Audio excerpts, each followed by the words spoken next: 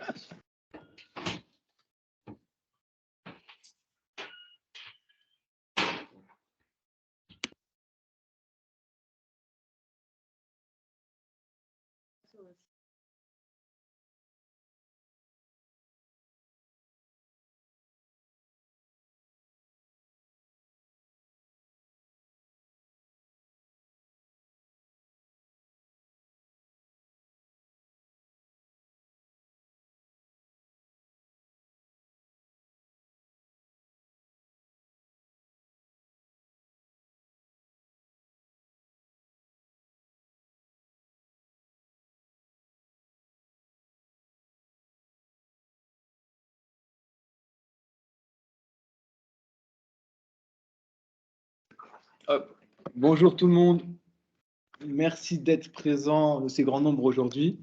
Donc cela témoigne de l'intérêt et de la curiosité que vous avez à l'égard du sujet qui est l'intelligence artificielle et les technologies vocales donc au service de la relation client. Donc c'est une technologie qui interroge, qui intrigue, sur laquelle on a parfois du mal à se forger des convictions.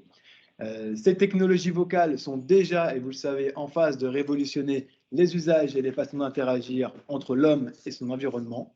Et on peut se demander quelle place est-ce qu'elles occuperont demain dans nos vies, dans nos foyers, sur nos lieux de travail. Avec plusieurs milliards d'assistants vocaux attendus en 2023, on estime qu'ils seront plus nombreux que les humains sur Terre.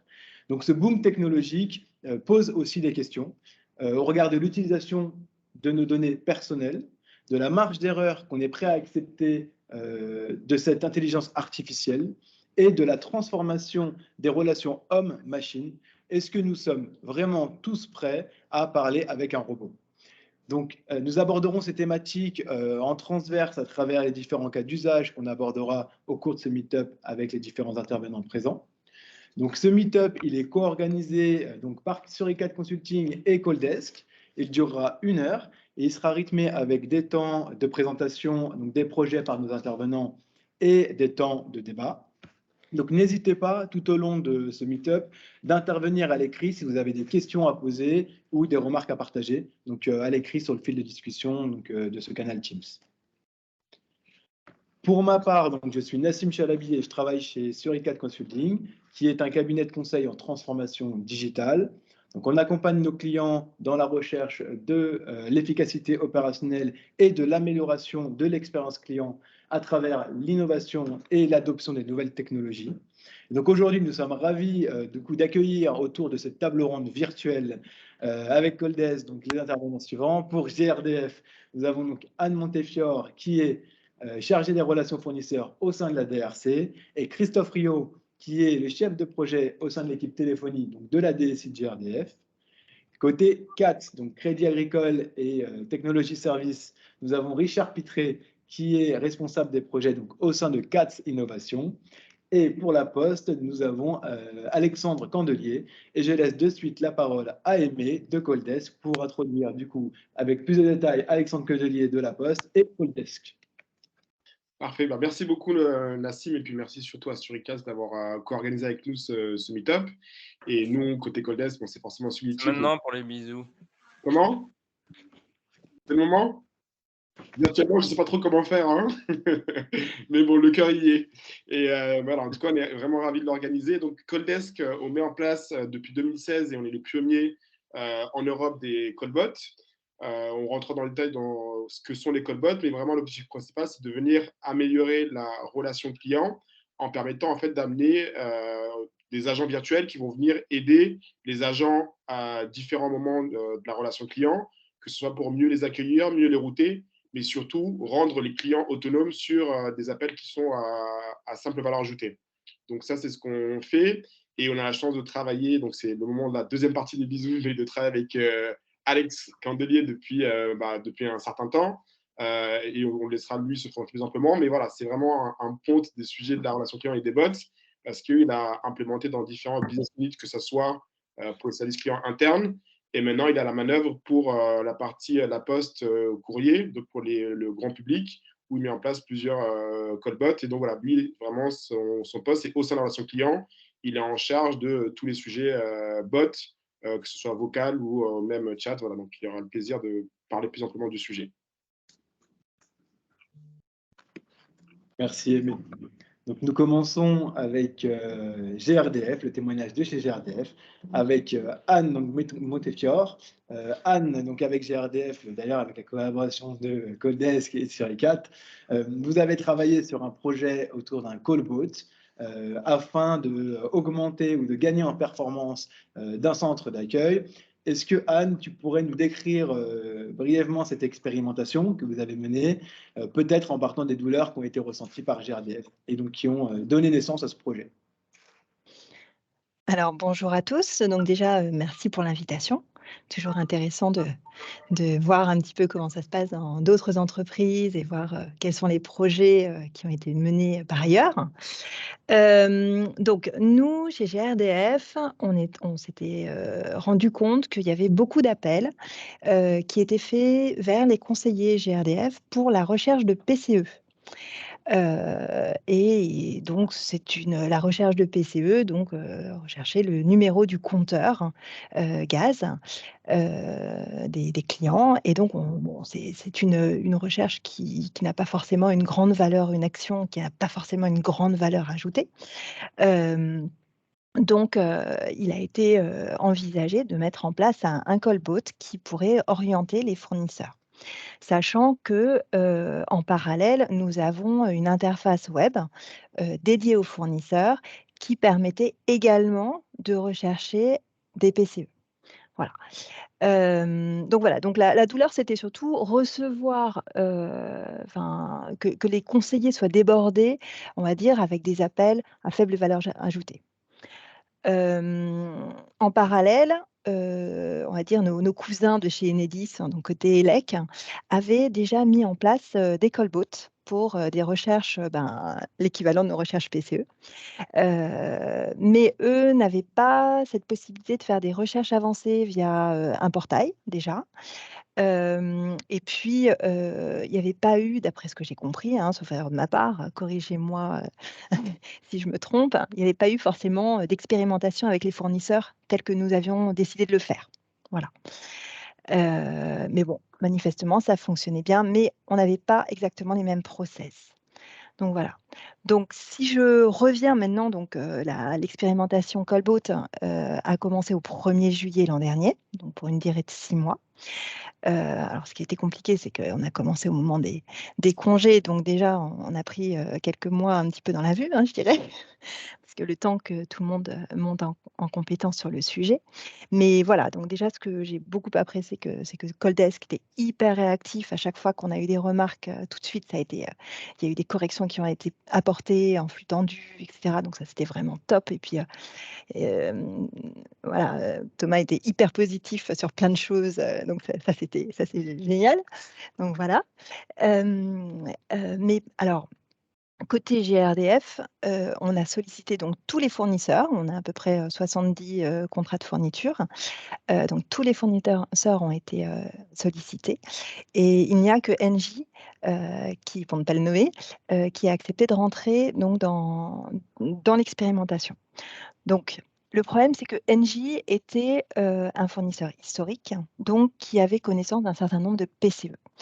Donc, quelque part, Engie allait vérifier si finalement les données qu'ils avaient en machine, quelque part, fonctionneraient, enfin, allaient être récupérées par le bot. Donc, ce qui était bien entendu souvent le cas, parce que déjà, la première conclusion, c'est que le bot fonctionne hyper bien, déjà. Il y avait des très bons retours PCE, de PCE, etc. Donc ça, c'était la bonne nouvelle. Donc ça, pour ça, on a pu éprouver la technologie qui a plutôt fait l'unanimité. En revanche, là où ça a coincé de notre côté, c'est que nous n'avions pas une base normée avec des compléments d'adresse normés. Donc c'était un petit peu compliqué. Et là où ça devenait plus compliqué, c'était dans les logements collectifs. En logement individuel, il n'y avait pas de souci. On retrouvait les PCE très fréquemment. Alors, j'ai plus les taux en tête. Peut-être que Thomas, tu les as. Excusez-moi de ne pas les avoir en tête. Mais grosso modo, en non collectif, ça se passait bien. En collectif, ça coinçait parce que déjà, le bot ramenait plusieurs numéros de PCE. Il pouvait ramener plusieurs numéros de PCE. Donc, du coup, il y avait des risques d'erreur. Voilà. Et puis, ce qui nous a été aussi remonté par Engie, c'est que quand ils font une recherche PCE et qu'ils sont en ligne avec un client, eh bien, ça a coupé la relation avec le client. Et ça, c'était assez embêtant pour Engie. Enfin, pour Engie, pour les fournisseurs. Grosso modo, le problème aurait été le même pour un autre fournisseur. Donc, ces deux problématiques-là, donc une liée donc à nos bases de données, une question de normalisation des compléments d'adresse, et l'autre, eh bien, physiquement, quand on est avec un client au téléphone, on ne coupe pas la conversation pour rechercher un PCE. On continue à discuter avec le client tout en cherchant le PCE. Donc voilà, et ça, on peut le faire quand on travaille sur un portail, mais pas avec la voix. Voilà, si je peux, j'espère que j'ai brossé toute l'expérimentation et ses conclusions positives et un peu moins. Voilà. Oui. Merci Anne, c'est très clair. Je complète juste en termes de taux de performance, vu que tu as posé la question. Au Oui, global, à la super. fin du Rex, on était à une performance estimée entre 75 et 85%. Et cette moyenne, elle a été donc, comme tu l'as dit, abaissée à cause de la faible performance du bot sur les adresses complexes. Collectif. Voilà. Adresse collective, exactement, c'est par exemple une adresse qui indiquerait une personne qui habite au 3e étage, porte de gauche. Voilà, ça c'est compliqué à comprendre pour un bot. Bâtiment 2, allée 47, Exactement. etc. Exactement. Et ça, Poste, il faut qu'on le norme un peu connaître ce plus. genre d'adresse. Et du coup, Christophe ou Anne, qu'est-ce qui aurait pu, selon vous, faire que cette expérimentation ait été positive, si on prend un peu de recul? Alors moi, je trouve qu'elle a été positive déjà, parce qu'on a compris que notre base de données était pas assez normée et donc on va travailler dessus. Donc je trouve que déjà, c'est un point positif. Il faut travailler avec la Poste, oui. C'est ça. Et oui. Et oui. C'est ça. Donc voilà. Après, expérimentation, oui, donc c'est déjà avoir une bonne base de données normée, déjà, ça aurait été plus facile. Voilà. Et puis si je peux me permettre, on aurait pu Oui, aussi, on aurait souhaité travailler avec d'autres fournisseurs, travailler qu'avec exactement. un seul fournisseur. Évidemment, ça pose le problème je recherche moi en tant que fournisseur, j'ai toujours le même mode de recherche. Ça aurait été bien de voir en effet avec d'autres fournisseurs comment ils recherchaient autrement et si on avait eu d'autres résultats, peut-être plus probants avec d'autres fournisseurs. Le mode de fonctionnement différent, effectivement, entre les fournisseurs, tout à fait. Et qu'est-ce qui explique, selon vous, le faible engouement des autres fournisseurs pour participer à cette expérimentation? C'est uniquement une question de temps ou est-ce qu'il y avait d'autres raisons, selon vous?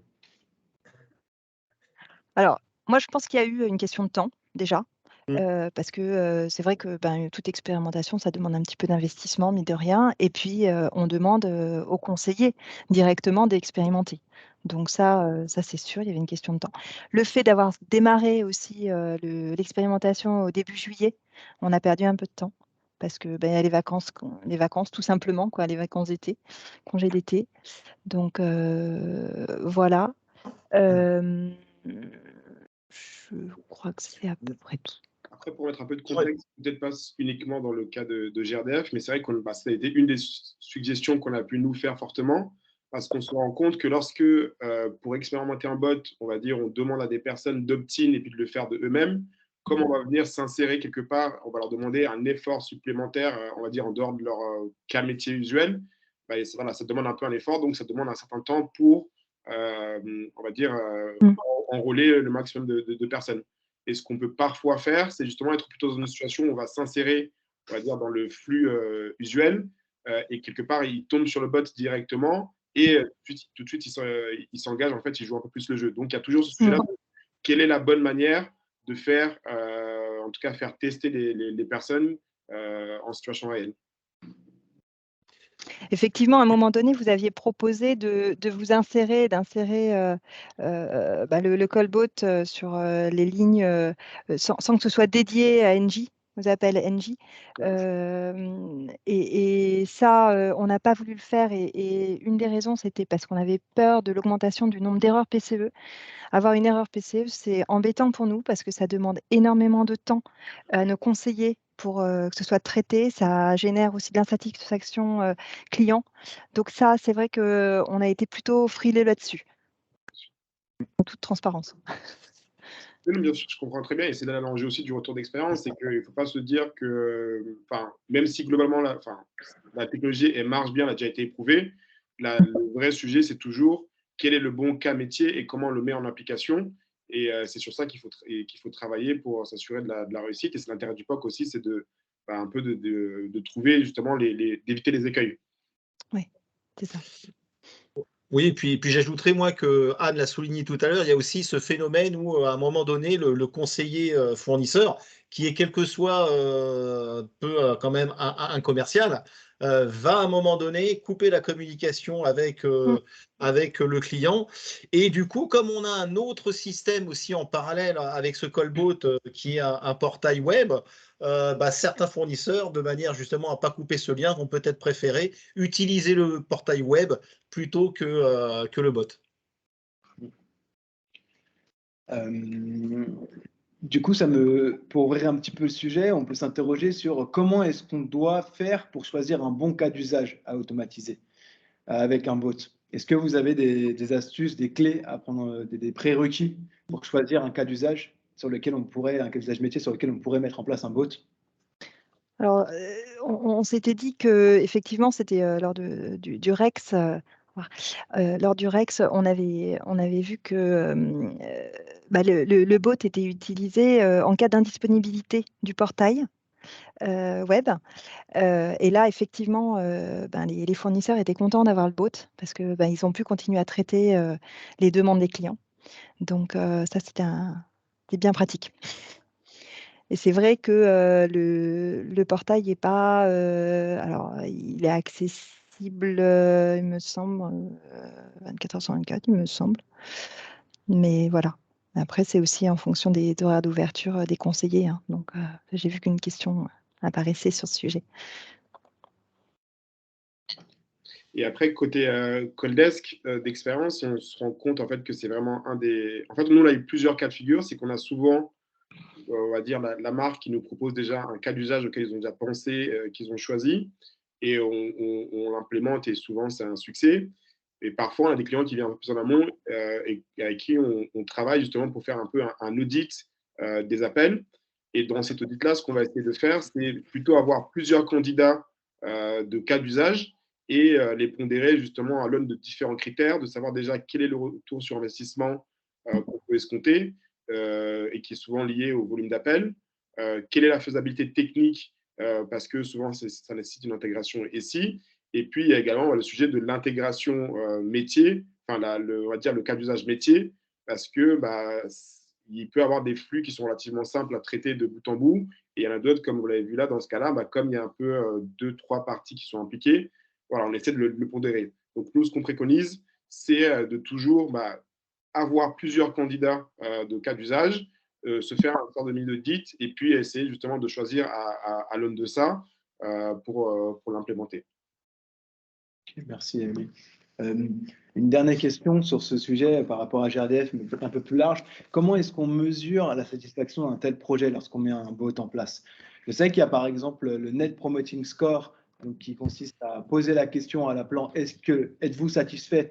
Et du coup, il doit évaluer, il doit donner une note à cette question. Ou on a aussi le Customer Effort Score, où là, on demande à l'appelant est-ce que l'échange avec le bot a été simple? Qu'est-ce que vous préconisez et pourquoi? Alors, il y a ces deux possibilités, bien entendu. Nous, dans le cas présent, c'était aussi savoir si on aurait une augmentation des erreurs PCE. Et ça, c'est assez, c'est facilement quantifiable, j'ai tendance à dire. Voilà. Nous, c'est aussi un bon indicateur. Côté poste, on est plutôt sur le Customer Effort Score, hein, puisque ça reflète davantage la partie du traitement de l'appel par le bot, mais pas de tout le service apporté par le service client. Donc, au début, on était sur un NPS qui s'est reconverti après en CE, de l'ACSAT en fait au CES, pour ceux qui connaissent. Donc, qui est plutôt le reflet de l'effort, effectivement, qui est plutôt intéressant dans le cadre d'un parcours bot, plus que la satisfaction en tant que telle, qui est plutôt, à mon avis, du résultat du parcours global avec la mise en relation avec un conseiller, par exemple. D'accord. Eh ben, merci beaucoup, Anne et Christophe, pour cette image sur GRDF. Merci à vous. Je vais laisser la parole à Codesk et à La Poste pour le prochain sujet. Bah, du coup, c'est parfait puisque Alex a déjà récupéré la parole avant même que je puisse lui donner. Donc moi, je suis Thomas Lacossac, je suis chef de projet chez Codesk et donc j'ai l'occasion de travailler encore beaucoup avec La Poste, avec Alex Prandelier. Du coup, alors pas sur la biométrie vocale et la certification de l'identité du coup, mais plutôt ici sur des enjeux de gestion des appels et de réitération en particulier.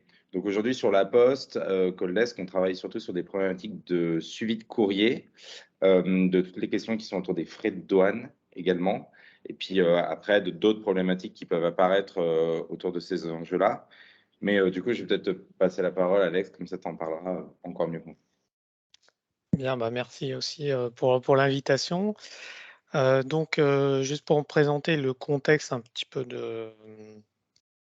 du cas d'usage, je dirais, de Callbot au sein de La Poste. Donc, moi, je suis responsable des parcours digitalisés au sein de la direction de la relation client du groupe, et particulièrement donc des clients ce qu'on appelle particuliers et pros.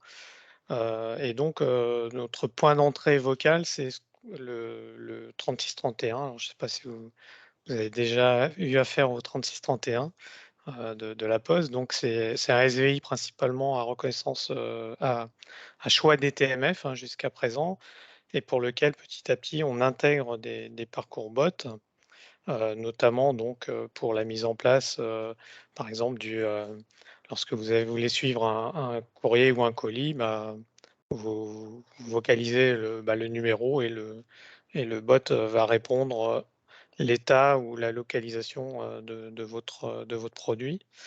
Donc, et le but étant aussi d'éviter le recours au conseiller, au conseiller client, et donc faire ce qu'on appelle du self-care. Et si le bot n'arrive pas donc à solutionner le problème, ou si le cas d'usage veut qu'il y ait un transfert vers un conseiller, eh bien le bot s'en charge. Donc, comme je disais, donc notre SVI il est complexe, il y a beaucoup de choix. Donc, les clients, je dirais, se trompent parfois, pour pas dire souvent.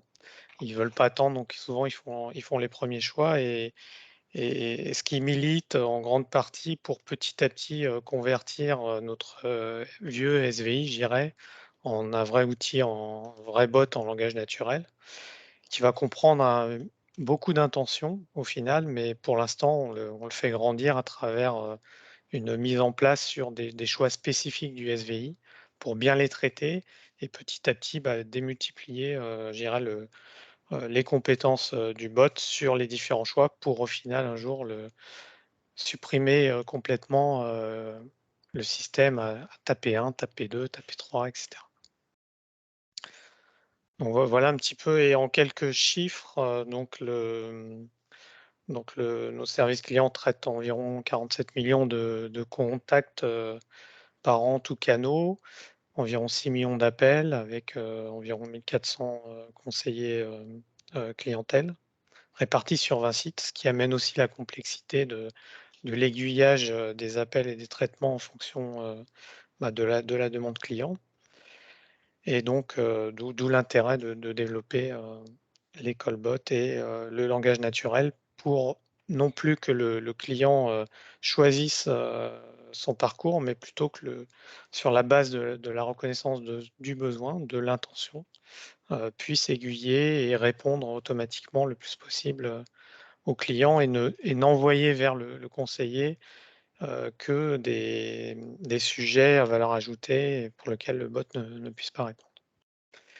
Donc, je dois intervenir aujourd'hui au sujet de la réitération qui est un marqueur assez intéressant par rapport à la performance d'un parcours dans SVI, hein, puisque un client je dirais, qui réitère, hein, donc un client qui réitère, c'est petite définition sur la réitération d'appel. Un client qui réitère, c'est un client qui rappelle dans une durée assez limitée dans le temps sur un même sujet, alors pour différentes raisons. Donc, ces différentes raisons, c'est généralement lorsqu'il fait un mauvais choix dans son parcours. Hein, il tape le 1 au lieu de taper 2, donc il se trouve au mauvais endroit, et donc bah, soit le bot ou le service client qui répond n'est pas approprié, et donc il doit rappeler sur un autre choix.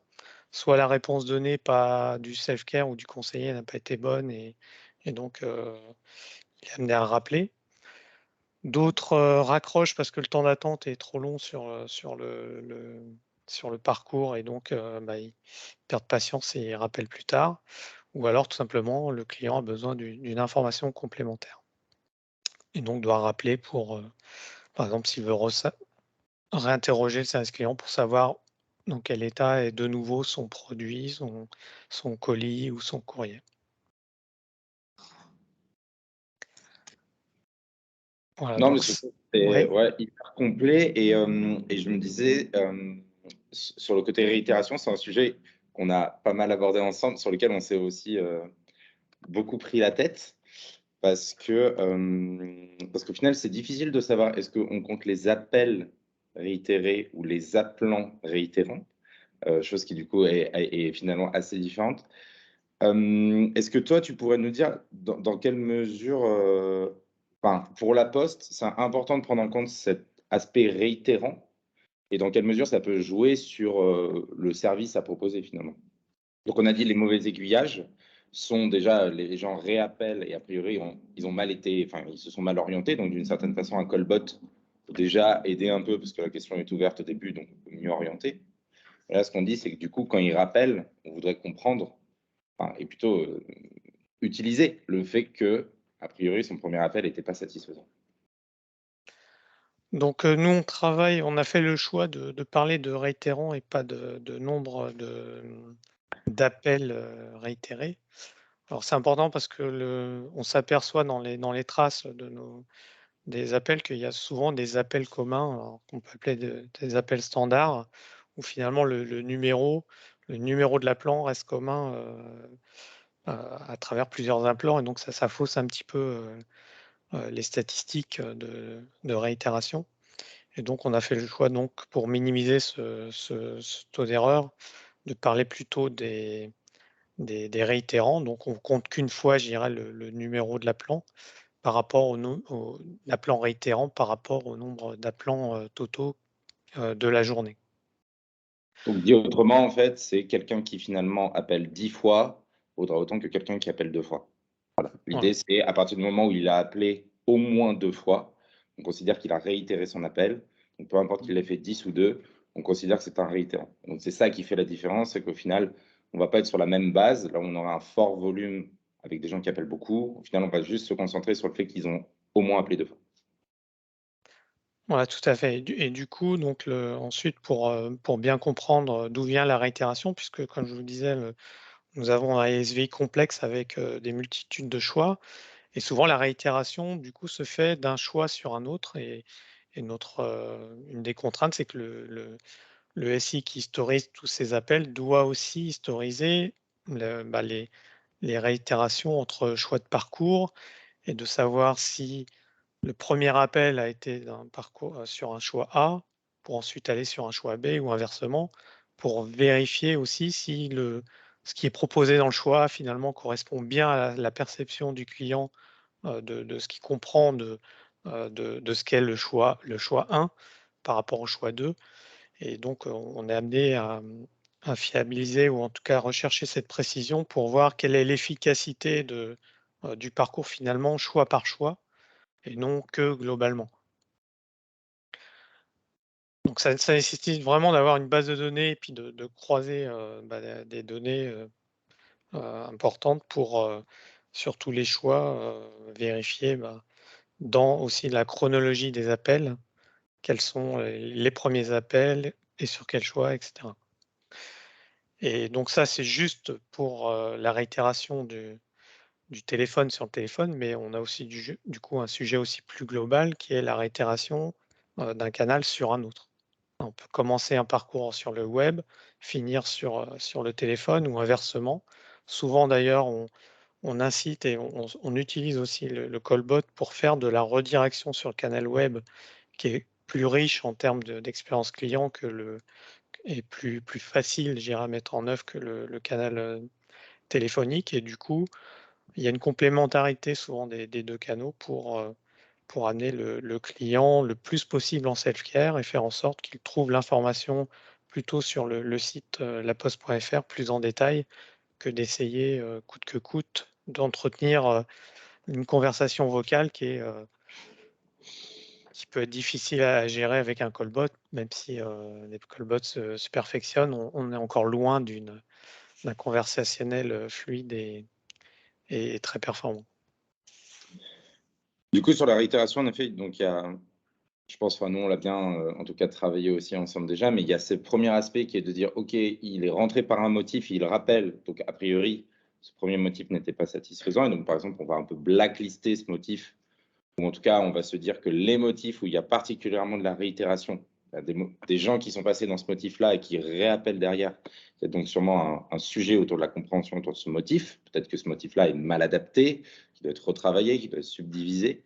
Mais il y a aussi quelque chose qu'on commence à aborder ensemble maintenant, c'est comment on fait pour que la deuxième fois, imaginons que ce n'est pas quelqu'un qui rappelle le même jour, mais comment on fait pour que quelqu'un qui rappelle dans un contexte précis puisse profiter d'une expérience qui est un peu différente, du coup, et un peu plus personnalisée. Est-ce que pour toi, c'est un enjeu, du coup, important demain pour les clients de la Poste, non?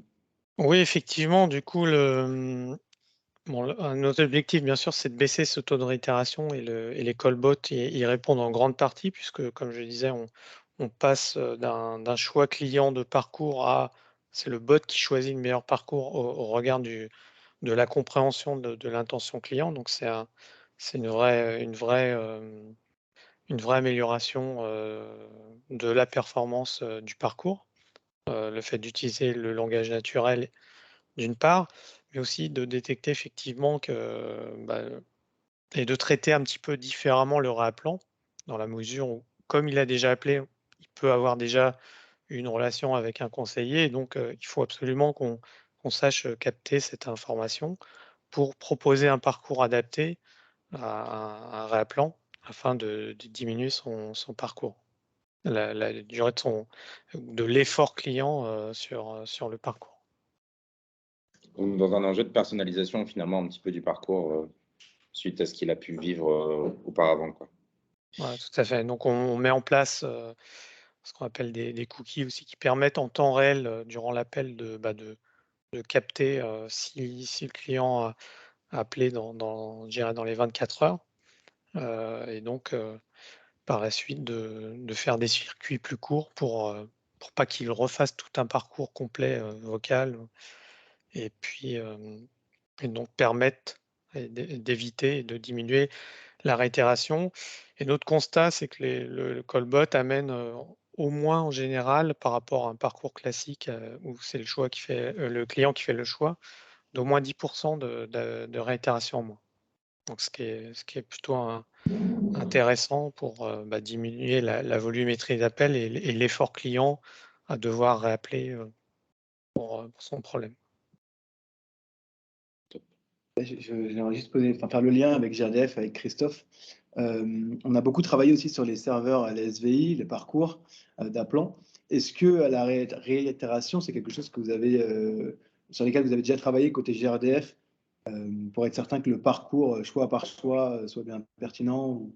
Est-ce que c'est quelque chose que vous avez déjà pris en compte ou que vous pensiez prendre en compte? Sur la réitération? Oui. Ouais, alors on a travaillé beaucoup avec du wording sur le GVI.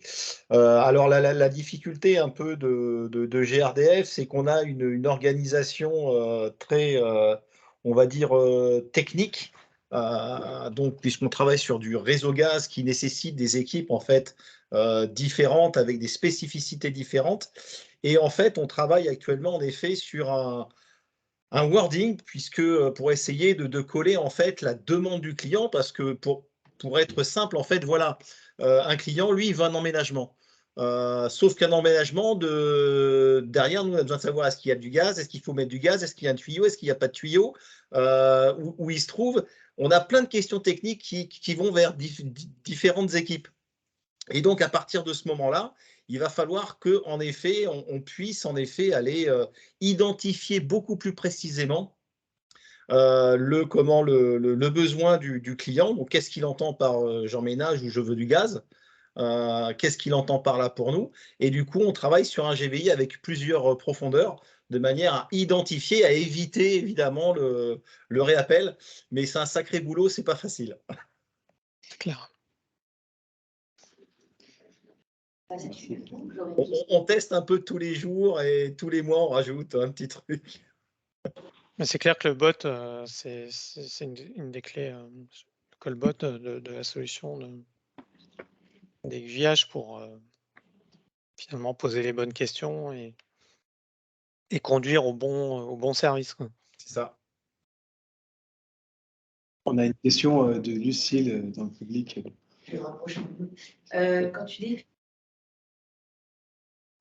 comme ça, du coup, comment tu vas faire ton embranchement de tes phrases en langage naturel et les thématiques vers quoi tu vas les définir? Est-ce que tu vas créer des bibliothèques de mots-clés, genre carte bancaire, qui vont te rediriger peut-être vers un bloqué carte bancaire? Est-ce que c'est des phrases complètes que quelqu'un doit définir, qui peuvent être les phrases qui vont être dictées par les utilisateurs? Comment est-ce que ça fonctionne un peu pour rediriger l'information?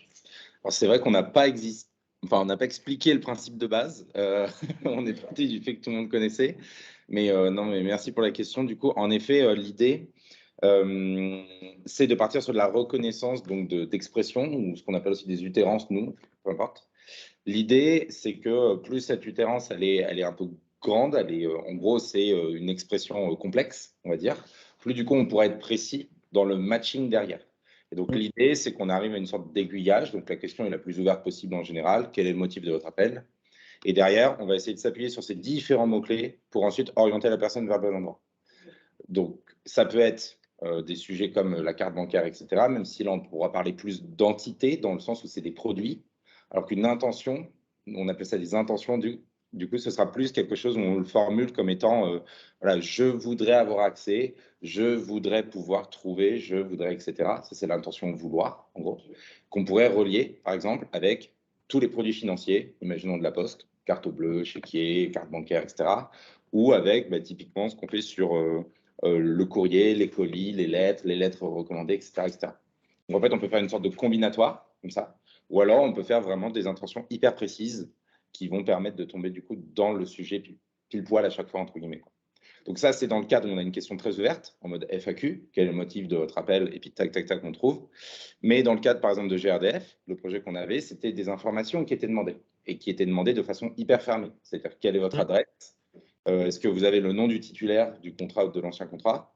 Et est-ce que vous avez les 3 derniers chiffres qui étaient indiqués quelque part?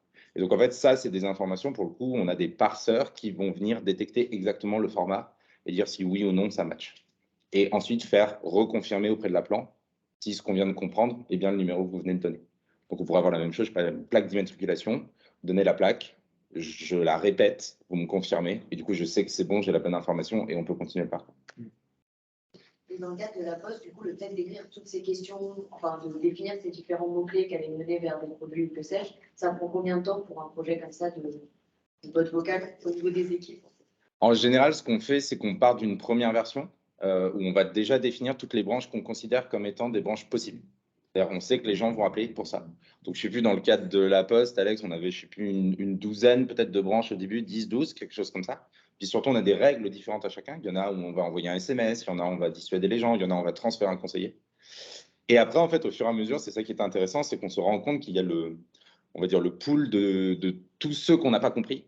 Il y a tous ceux qu'on n'a pas compris, tous les appels qu'on n'a pas compris, qu'on va commencer à essayer de vider au fur et à mesure. Et là, finalement, on va trouver d'autres branches. Donc là, on avait trouvé, par exemple, la branche déménagement au bout d'un moment, parce qu'en fait, les gens, ils disaient qu'ils voulaient déménager, donc changer, et on ne l'avait pas pris en compte au début. En fait, il y a un vrai apprentissage. Ouais, voilà. Et comme je disais, nous, on a fait le choix donc de travailler par choix, puisqu'on, comme je disais, on a un SVI assez fourni, donc choix 1, choix 2, choix 3. Et en fait, on s'aperçoit qu'en traitant le choix 1, on s'est aperçu que beaucoup de clients, finalement, voulaient aller sur le choix 2. Et donc, la collecte à ce qu'on appelle des verbatims, c'est-à-dire la première question que le callbot pose, c'est en quoi puis-je vous aider? Et donc je dirais la phase 0 pour essayer de classifier je dirais en phase 0 les intentions possibles que le bot va traiter sur ce choix. Et donc on a fait à chaque fois on fait ce travail préalable de dire on branche le bot une journée même si c'est pas grand-chose. Et du coup, on collecte pendant une journée les verbatims et on les classifie pour dire OK, on sait ou pas tromper sur les vraies intentions clients et on modélise, je dirais, les 80%, les 80% d'intentions les plus verbalisées pour traiter celles-ci en priorité et le reste par la suite en fonction du temps que l'on peut y consacrer. Parce que c'est un travail, je dirais, en continu après, hein. Ça faut que ça vive et que ça s'enrichisse en permanence à travers de ce qu'on appelle de l'apprentissage supervisé, et de traitement des non-compréhensions, qui sont proposées notamment dans le studio Codesk qui permet assez facilement de, réassocier de nouvelles, ce qu'on appelle les utérances, comme le disait Thomas, à des intentions déjà connues ou d'en créer de nouvelles. Donc ça, c'est vraiment la base de tout callbot. Quand il est lancé, on va créer la base des intentions et ensuite les enrichir et ensuite en trouver des nouvelles. Là, il y a un deuxième niveau auquel on s'attaque en ce moment avec Alex, c'est ceux qui infirment les intentions vers lesquelles ils ont été orientés. C'est-à-dire qu'on leur dit, vous appelez pour le déménagement, et finalement, ils disent non, j'appelle pas pour ça. J'appelle finalement pour autre chose. Du coup, là, on essaie de tacler pourquoi on l'a orienté vers là, alors qu'en fait, c'était pas ce qu'il voulait. Donc, en quoi cette expression n'est pas forcément adaptée pour aller vers ce motif, mais qu'elle devrait aller vers un autre. Donc ça demande un peu plus de travail manuel et de se plonger un peu plus dedans. Il y avait aussi sur GRDF un travail manuel sur la prononciation, en fait, pour que le robot connaisse. Il y avait une question qui consistait qui disait au nom de quel fournisseur appelez-vous? Et lorsque l'appelant disait NG, par exemple, le robot ne comprenait pas forcément immédiatement selon la façon dont le mot NG était prononcé. Donc, il y a tout un travail de traduction en phonétique derrière avec différentes écritures phonétiques pour faire en sorte que le robot puisse comprendre NG selon, peu importe la façon dont il est prononcé par l'appelant. 15 consultants qui répètent NG pendant En fait, la phase de recette. En fait, il y a vraiment, tout bref, je vais essayer de le faire bref. En gros, il y a 3 modules dans un callbot. Il y a, on va dire, les oreilles, le cerveau et la bouche, pour dire simple. Donc, les oreilles qui écoutent dans un premier temps ce qui est dit et qui le retranscrivent à l'écrit. Donc, ça, c'est des outils que font beaucoup Google, Amazon, Microsoft, où finalement, ils ont des technos très bien élaborés, comme Google Traduction, en gros. Ensuite, vous avez le cerveau qui, là, va être tout le NLU, donc en fait vraiment le process interne chez nous de comment j'associe le mot qui vient d'être écrit à un motif chez nous, une intention, etc. Et ensuite, il y a je reprononce une phrase derrière qui va annoncer quelque chose à la personne. Et donc, ce qui est délicat, ce qui fait un peu quand même la diff, c'est vraiment ce début de qu'est-ce que j'ai compris dans les oreilles, quoi. Est-ce que les oreilles ont bien compris? Est-ce que du coup, le cerveau est bien adapté à ce que l'oreille a compris? Et donc, en effet, dans le cas de NJ, ça apparaissait en mode un N et un J, parce que c'est 2 lettres de l'alphabet, donc il comprend ça. Et donc, nous, si on ne dit pas à la machine, en fait, NJ, ça veut dire NJ, l'entreprise, c'est des cas particuliers, mais du coup, il faut prendre en compte ces cas particuliers. L'IA n'est pas assez intelligente pour comprendre toute seule que c'est lié à ça. Puis dans un autre cas, ça se trouve, ce ne serait pas du tout valable, en fait. Donc, il faut vraiment pouvoir le personnaliser et l'adapter à chaque fois.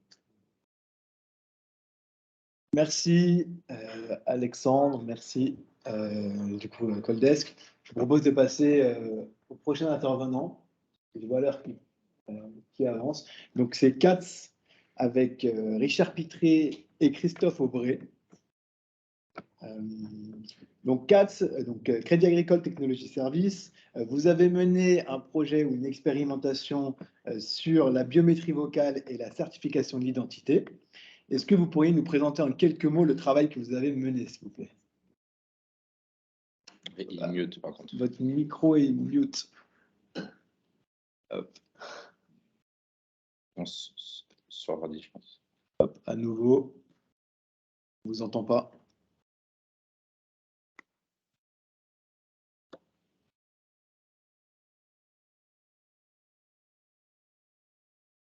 Et là, c'est mieux. Oui, beaucoup mieux. Ah, magie de la technologie. Très bien. Bonsoir à tous. Je me joins à mes confrères pour remercier également sur CATS pour l'invitation. Je vais redonner peut-être juste quelques petits éléments de contexte. C'est important pour bien comprendre le cadre de l'expérimentation qu'on a menée. Donc, Crédit Agricole Technologie Services, c'est le fournisseur informatique des caisses régionales du groupe Crédit Agricole. Et donc, moi, plus particulièrement, je travaille dans la cellule innovation. Donc, notre rôle, c'est de mener effectivement des expérimentations sur des sujets dits innovants. Et donc, ce qui est important, c'est que, en fait, ce sont les caisses régionales du groupe qui viennent avec leur propre cas d'usage métier et qui nous demandent de les aider à mettre en place une solution technique pour expérimenter le cas d'usage. Cette vision-là, elle est importante parce que tout tourne du coup autour de l'usage et de la notion de métier. Voilà, donc en fait, dans le cadre de la biométrie vocale, on a une caisse qui est venue nous voir, qui a un irritant que je pense enfin maintenant presque toutes les sociétés y sont confrontées, c'est l'explosion de la fraude liée à l'usurpation d'identité, et notamment l'usurpation d'identité par téléphone. Voilà, et ça ne s'est pas arrangé avec le Covid, hein, comme tout le monde le sait. Donc, elle est venue nous voir en disant, nous, on aimerait bien mettre en place, dans le cadre d'appels clients conseillés, une solution de biométrie vocale pour authentifier nos clients et donc aider nos conseillers à déceler éventuellement les imposteurs. Donc, voilà comment est née l'expérimentation. Alors, cette expérimentation, elle a duré à peu près une année, une grosse année. Donc, je ne vais pas rentrer dans tous les détails parce que sur une année, on apprend énormément de choses, évidemment. Mais dans ce qu'on peut retenir, c'est alors déjà, on a eu une surprise, c'est qu'on ne savait pas du tout à quoi s'attendre en termes d'adoption du parcours. Parce que pour détailler un petit peu le cas d'usage, donc vous avez le client qui appelle le conseiller pour réaliser une opération dite sensible, donc typiquement un virement, hein, par exemple, qui nécessite donc une authentification forte. Et donc, le conseiller va faire une conférence avec la solution de biométrie vocale. Donc, il va entendre ce qui se passe. Le client dialogue avec la biométrie vocale l'authentifie ou pas. Et donc, le client et le conseiller entendent en live le résultat de l'authentification. En fait. Donc ça, c'est le cas d'usage. Et donc, sur ce parcours-là, on ne savait pas du tout où on allait en termes d'adoption parce que on avait peur que ce soit pas très fluide. Le fait de parler à un humain, puis parler à un robot, puis reparler à un humain. L'appréhension de la technologie. Quand on parle de biométrie vocale, on se dit mais qu'est-ce que vous faites de ma voix? Où est-ce qu'elle est stockée? Etc. etc. Donc, on avait vraiment des doutes là-dessus et en fait, on s'est rendu compte que suite en cas de satisfaction, on a eu d'excellents scores en fait. Donc que ce soit les clients qui sont des vrais clients du Crédit Agricole ou les conseillers, il y a une vraie adoption du parcours métier. Il y avait un vrai engouement autour du parcours. Donc ça, c'était le premier point positif. Le deuxième, c'est que en fait, l'authentification par biométrie vocale a permis de gagner énormément de temps, en fait. Aujourd'hui, un professionnel, pour l'authentifier par téléphone, ça peut prendre jusqu'à 2 voire 3 minutes parce qu'il faut mixer différents modes d'authentification. Quelquefois, il faut faire un contre-appel. Quelquefois, il faut envoyer des codes par SMS, etc. On connaît tous ça. Là où, avec la biométrie vocale, en fait, la durée moyenne d'une authentification, c'était 35 secondes. Donc là, on avait un vrai gain aussi. Alors, par contre, tout n'est pas rose, hein. On s'est aussi heurté à la notion d'évaluer la fiabilité d'une solution telle que la biométrie vocale. Et là, c'est vraiment pas simple du tout. C'est pas juste des chiffres, des pourcentages, un ratio d'appel, ça marche pas, et on y va. Donc, je ne sais pas si on va revenir sur ce détail-là, mais Non, on peut y- voilà, ça fait partie des choses qu'on a vraiment découvertes, qui nous ont posé quelques difficultés. Et donc, ça fait plutôt partie des choses qui nous font dire que la biométrie vocale, au final, ça peut être un super outil complémentaire pour lutter contre la fraude, mais en aucun cas, ça peut être un outil qui se suffit à lui-même, en fait, pour lutter contre ce type de fraude. Et c'est quoi le taux d'erreur acceptable du coup pour la biométrie vocale?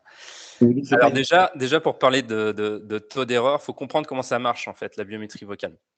Alors, très simplement, donc quand vous voulez faire de la biométrie vocale, il y a 2 phases. Une première, c'est une phase dite d'enrôlement, où il va falloir aller créer une empreinte vocale.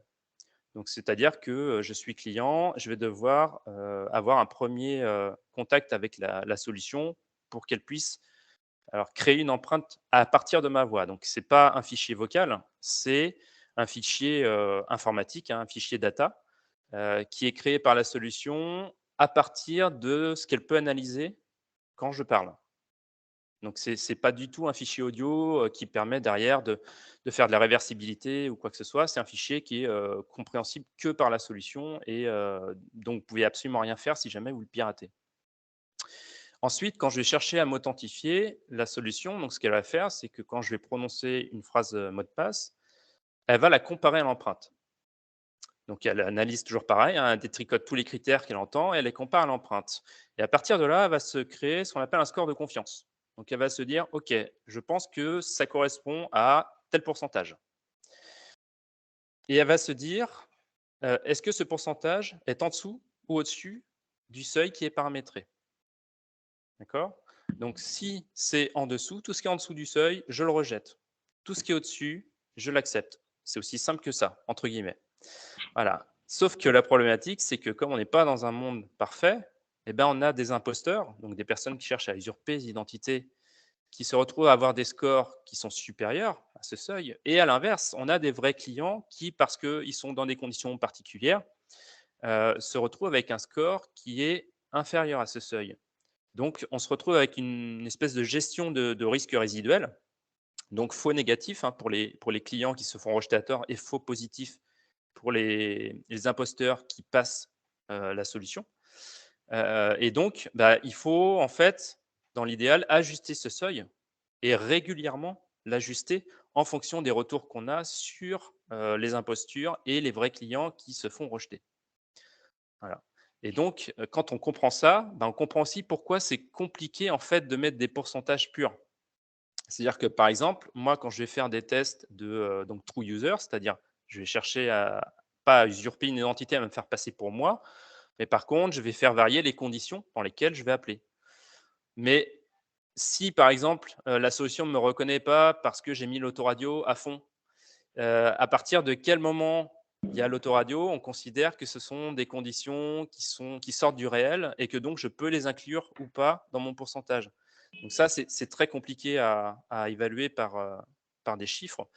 Et à l'inverse, sur les impostures, donc on pourrait se dire, bon, OK, je passe 1000 appels, si je passe 50 fois, j'ai un taux de 2%, si je dis pas de bêtises. Sauf que, OK, mais une empreinte que j'arrive à usurper plusieurs fois, je la compte en double, pas en double. Quand j'arrive à usurper une identité, si l'identité que j'ai usurpée arrive à usurper la mienne en retour, est-ce que ça compte 2 fois aussi, etc. Donc il y a toujours des cas de figure qui font que c'est compliqué en fait à mesurer et au final, c'est vraiment d'un côté le ressenti client sur le rejet, en fait, les faux négatifs. Est-ce que je vais prendre un risque de rejet de ma solution parce que j'ai un taux de faux négatifs qui est très élevé? Versus, est-ce que j'arrive très concrètement à agir sur la fraude que je constate au quotidien quand je n'utilise pas la biométrie vocale, ce qui est aussi très compliqué à évaluer puisque c'est quand même assez rare que les imposteurs reviennent après dire: «Ah oui, vous avez vu, je vous ai eu là, c'était moi. Et je vous ai soutiré 1 000 000 €». Vous pouvez me compter dans les imposteurs. Donc voilà, je ne sais pas si j'ai répondu à la question, mais c'est toute une histoire. Oui, c'est clair. Et du coup, pour plus de sécurité ou plus de performance, est-ce que vous couplez ce système de biométrie vocale avec d'autres systèmes de sécurité, d'autres applications? Oui, alors ce qu'on a expérimenté dans notre cas d'usage, c'est qu'effectivement, on gardait d'autres moyens d'authentification classiques en complément de cette biométrie vocale, donc typiquement des questions pièges.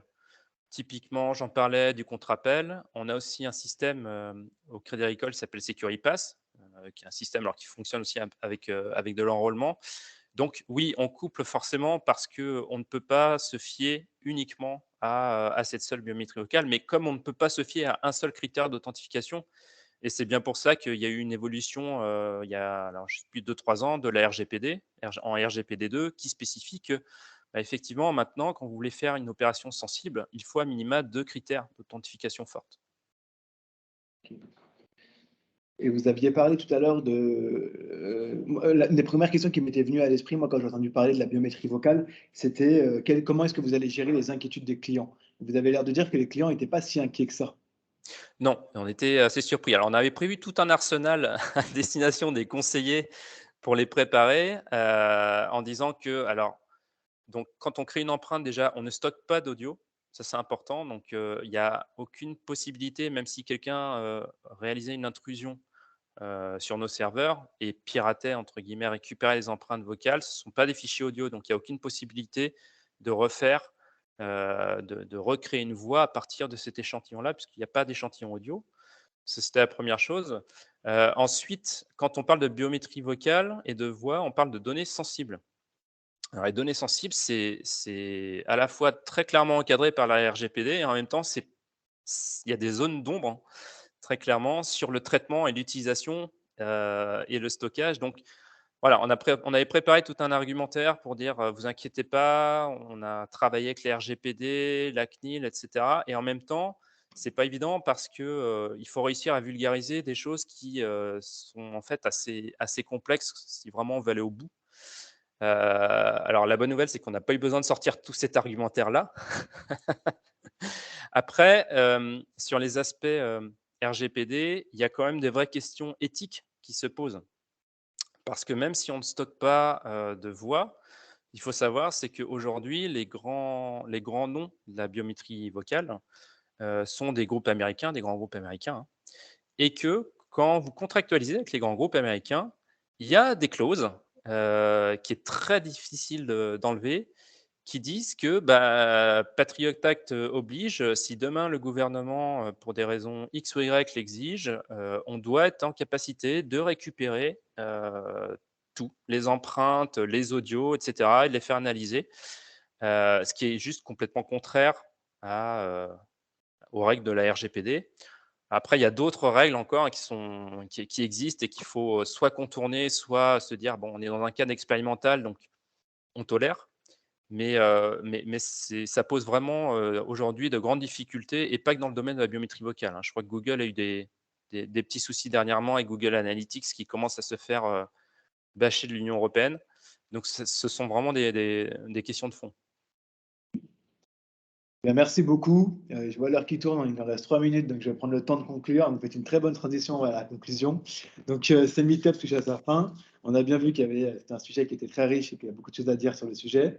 Si on prend un peu plus de hauteur, et comme vous venez de le dire, on peut se poser la question en fait de comment est-ce que la voice tech française peut tirer son épingle du jeu face à la suprématie des GAFA. Et on vient de le voir avec la biométrie vocale qui est du coup principalement, majoritairement gérée, comme vous dites, par les grands groupes américains. Donc il y a un besoin aujourd'hui de se mettre en ordre de marche à grande échelle en France si on souhaite tirer au mieux du coup profit de cette innovation.